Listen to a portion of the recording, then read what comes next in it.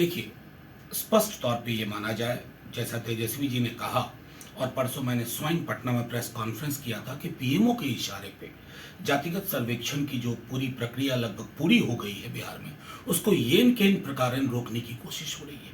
और ये रोकने की कोशिश इस बात को साबित करती है कि बीजेपी और संघ आबादी के इतने बड़े हिस्से के हकूक से उनको कैसे वंचित रखा जाए, ये उनके लिए सर्वोपरि चीज है। अब आपको मैं उदाहरण के लिए बताऊं, कल सुप्रीम कोर्ट में ये भी स्मरण रखिएगा कि मुकुल रोहतगी के बाद सॉलिसिटर जनरल तुषार मेहता पहुंचते हैं और तब भी सरकार कहेगी कि हमारा कुछ लेना देना नहीं है। तुषार मेहता जी की मौजूदगी बताती है कि पीएमओ डायरेक्टली इन्वॉल्व है कि किसी प्रकार इसको ब्लॉक किया जाए। अब एक एफिडेविट देती है जिसमें 5वां नंबर का पॉइंट, पहला एफिडेविट कहता है कि कोई भी चीज सेंसस या अकिन टू सेंसस, यानी कि आप सर्वेक्षण को भी रोकने की परिपाटी में जाना चाहते हैं। फिर बवाल मचा, तेजस्वी जी ने भी कहा। फिर दूसरा एफिडेविट आया, उसमें कहते हैं कि 5वां नंबर पॉइंट इनएडवर्टेंट एरर था और ये दूसरी एफिडेविट भी कल ही जमा होती है।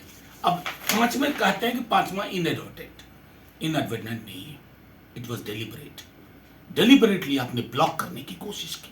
मैं सिर्फ सरकार को हाथ जोड़ के कहता हूं, आगाह करता हूं, आप बहुत बड़ी एक ज्वालामुखी को जन्म दे दीजिएगा।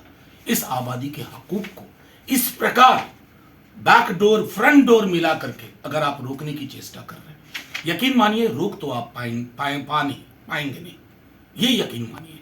बस इससे आप एक्सपोज हो रहे हैं बुरी तरह।